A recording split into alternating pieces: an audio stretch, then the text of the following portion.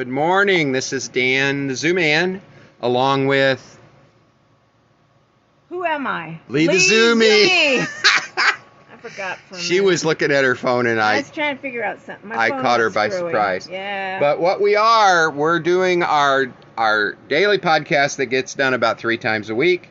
But anyway, our goal here at Biblical Economics Today is to help you overcome the stealing and the greed of the economic systems that are out there, the secular economic systems. We do that by helping you understand the world through the news. BET, or Biblical Economics Today, gives believers the tools to be fruitful without greed, coveting, lying, stealing, with a moral economic system. And Lee and I, or Zoomie and Dan the Zooman, are being your hosts. We've been married for 50 years, and if you want to know more about us, go to Biblical Economics Today. Our link is there. But today, Miss Lee, we have had such an awesome week. Have we? Yeah, we've been in the hospital. We've been out of the hospital. We've been seeing doctors. It's been crazy. Got sick from medicine. But I'm doing great now, and so we're moving forward. Anyway, today our culture seems to be sick. It does, yeah. A lot of sickness. I'm noticing, and I've talked to people all over the country. Last night I talked to a guy from Germany for about an hour. He's an American, and he has a son that's a soldier over there. But again, that sickness is everywhere. And the sickness is the sickness of sin. Sin. Oh, you got it. Did I get it right? You took it right out of my mouth. Good. But it's not sin as generally thought of. It's the sin of not doing the right thing. Well, I think it's the sin of rejecting God. Well, that's the foundation, yeah. But we see that in rioting. We see it in stealing. And those are just things of greed. Yeah, and this is one that really breaks my heart, because we're going to start with this today. The story that comes out of the Daily Wire. It's about Chick-fil-A. Which is what could be more innocent than Chick-fil-A. Well, that's what we think. That's where all the mamas go with their babies. I think Chick-fil-A is a good example of churchism, not what's happened to biblicism. Chick-fil-A? Well, I love Chick-fil-A. I know. And what's happened, Chick-fil-A about 3 months ago or 2 decided to go the way of the... Oh, that's right. Do you remember the story?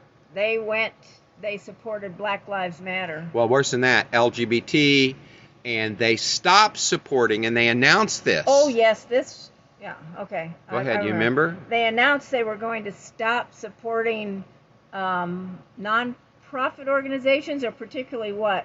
I don't know. Salvation Army. Oh, that's what it was. Can you believe a Christian group that wouldn't support Salvation Army? And here's Salvation Army. Now, I don't think Salvation Army's perfect. They're not but perfect. But man, did they do a great job with people. When we were traveling with our animals, we did a couple Salvation Army places. Yes, we did. We stopped, and the people are just wonderful Christian. They're kind. Men and women, they're very kind. Kind, compassionate. They stand out on the corners in the worst of weather trying to raise nickels and dimes and pennies to support their ministry. And they go in the most dangerous areas. And they're usually in to what help we would people. Call inner city areas. But because they want to help homosexuals stop homosexuality, and they want to stop people from being racist, the Chick-fil-A quit financing. Yeah. Now, that was they really did bad. that. I don't think they did that out of conviction of Christian ideas. I think they did it out of pressure from that someplace else.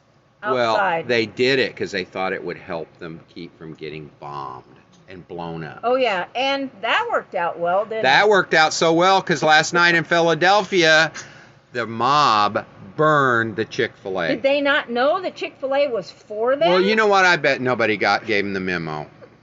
You have to put like a notice in your window. Oh, by the way, I support you, so, don't break my business, don't steal my stuff. Yeah. And according to the governor of Massachusetts, these riots and protests are just peaceful. Tell that. I saw the pictures. Tell that to Chick-fil-A. Yeah, they Now- got toilet paper out in the dining room. Yeah, So one what does that reporter mean? from Gateway Pundit has said that these riots and Black Lives Matter were specifically targeting white people. Oh, Now that's called racism. which is owned, and Chick-fil-A is owned by a white person. Oh Well, my goodness. Yeah. Yeah. Now, Rush Limbaugh, it's been quoted in The Blaze, but it was all part of his show. He issued a plea. Now, I've never heard Rush Limbaugh go this far. He always tries to teach. Yeah. I think part of it is he's dying, Yeah. and this is his last big election. Yeah. Part of it is he is very concerned. He said the Republican, Rush Limbaugh, issued a plea for Americans to re-elect Trump. This is not the old Republican versus Democrat. It's serious and it's scary. Now, that is really something for Rush to say. Yeah. He does. He's usually like on the attack. Do this, do this, do Yeah. this. He's not saying. Actually, what he's doing here is saying, please. And he's usually not going to fear. Right. That's a fear thing. Yeah. He usually is trying to use his humor Yeah. to teach people. But what happened is he is very concerned. Now, I don't think he's the only one. Well, I want to just tell you something real quick. I watch a thing that does crime. It notices crime around 5 miles within where we live. And I've been telling Zooman lately that there's a lot more dots popping up around us. Now, We're not in a crime area. We're in a rural area. Yeah. But there's a lot more clustered around us. So, well, I'm also, yeah, as here it I is. walk and I go out in the neighborhoods and I talk to almost everybody about things. And it's very interesting. Our millennials across the street, which we were kind of shocked by, put up a great big giant Trump sign. Humongous sign. Whoa, that is something. Yeah. But this one really caught me. Bill Mayer, you know who he is? Yeah. The most gross man on TV. Pretty gross. He's pretty much. He's a comedian or something. He's a Something, I don't know gross what he man. is, yeah. But he's in mainstream. He has said that the Democrats are a loser party. Yeah. And it's because That's interesting because he's a diehard Democrat. Oh yeah, he's a total Democrat. But what he's seeing they don't have an argument anymore. Right. Their argument is just terrorize you and tell you to shut up. Yeah. Now, sit down and shut up. Sit down and shut up. Now, what I think is the most interesting is some of the news reports were saying that people have the polls that you probably hear if you watch the main media saying that Biden's ahead. That's just nuts. Yeah. And the ones that have been right over the last couple elections are saying no, they're not getting to the silent Trump people. Yeah. People are afraid to talk. I noticed We're that. not afraid to talk. I talk to everybody. A lot of people are. But people are very much Many people are afraid to even put a sign in their yard. Yeah. Well, actually, they're like this. Onward, Christian soldiers, marching as to... They're not the Christian soldiers. They're just people. And they don't want to be soldiers. They just want their peace and affluence. Yeah. And they see that Trump can bring peace and bring affluence. But they don't want a war with their next door neighbor. Right. Now, I don't mind the war. It's not I seek it, but I try to change minds. Kind of like Jesus. And I'm not comparing myself to Jesus, but Jesus didn't mind the war. He continued to say the truth no matter what. Well, the important thing to remember, too, is that he first came as a lamb. When he comes back again, he'll come as the But, lion. it's interesting. There's a passage that the Democrats love, and what's the Cortez woman? What's her name? Oh, it's, I don't know. AOC. AOC. Yeah. She's got so many names. I don't have that up here right now, but so I can't give you her exact quote. But she says her favorite verse is when Jesus got violent and threw people out of the temple. That's her favorite verse. Okay. Well, see, that tells you how she views that. Yeah. He got violent. Well, and she said it shows that he was really human.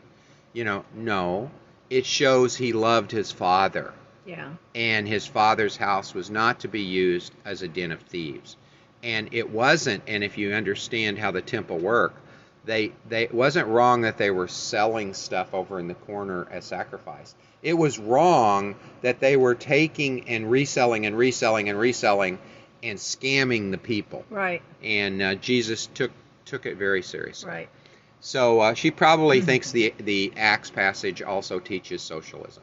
So anyway, it's the way their presuppositions, their beliefs as they approach the Bible. And Democrats use the Bible, but they don't draw out the words. If you want to understand that, we just nominated Judge Amy, who gave the most fabulous speech. Yay! She gave the most fabulous speech I think that sums this up, and I think it's a real short speech, but it really talks about how judges are not supposed to do their views. They're supposed to do what the authors wrote.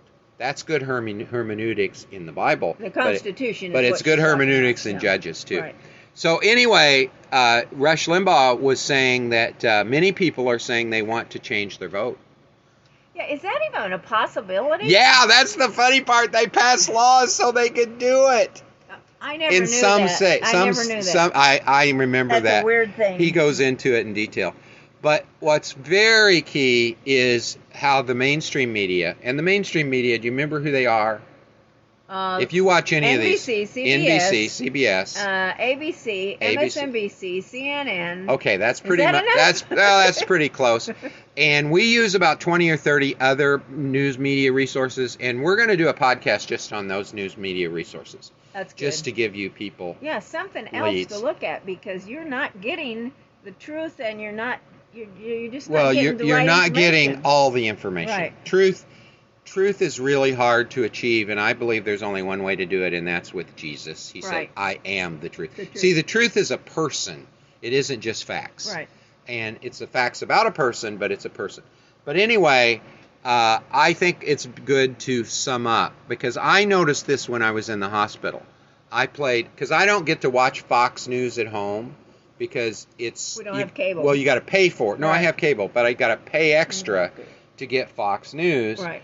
And I tend to not want to pay for my news. There's so much free stuff out there. But I noticed that I contrasted Fox News with CNN, because I'd always heard that it was really different. And I knew it was, because I saw the clips. But I never watched a full hour. Yeah. And I did. I watched a full hour of Fox, and then I watched a full hour of CNN while I was laying there in the hospital bed. They had a great big screen TV in this beautiful hospital at Brandon Regional Hospital. These people treated me great. It was awesome. Could you stand watching CNN? How could you stand? Well, How could you stand watching it was CNN like a for an joke, hour? but what they did is they literally avoided the news. That's what they did. I go, Talked aren't about you going to everything report on else. this? Aren't you going to report on this? Aren't you going to report on And this? it was everything else. All hour they talked about COVID. Oh, gosh. They went to Europe and did COVID. They did numbers on COVID. And they misrepresented Now, are you so sure much. this wasn't a special COVID report? No, this was their news for an hour. Wow. Now, that's why I want to conclude with this, because Donald Trump tweeted today, his tweet this morning was, COVID, COVID, COVID is the united chant of the fake news lamestream media. He sees that too. Yeah. I saw it. Yeah. He says, they will talk about nothing else until November 4. And Yeah. he's right. Yeah. When the election will be hopefully over. Yes. You know. I'm glad he said hopefully, Yeah. because that's what we're all thinking. Hopefully over. Then the talk will be how long how low the death rate is, the penalty and plenty of the hospital, and many tests of the young people. In other words, they're going to make this the issue. But what we're going to do, we're going to keep our eyes on all this stuff, and we hope that you will too. Go out and vote. It's very interesting that about 70% of Republicans haven't voted yet. So that is big. Is everyone waiting Just for like voting us, day? we Yeah, like to love vote. to But on anyway, voting day. our favorite song to sign off. This I know, for the Bible tells me so. Little ones too. Jesus loves you, this I know, for the Bible tells you so.